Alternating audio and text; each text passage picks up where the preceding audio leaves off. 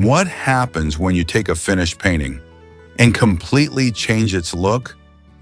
In this video, I'm giving new life to an older open cup painting filled with beautiful cells. I'll start with a quick look at how it was originally made. The colors run diagonally across the canvas, with two large black triangles on each side.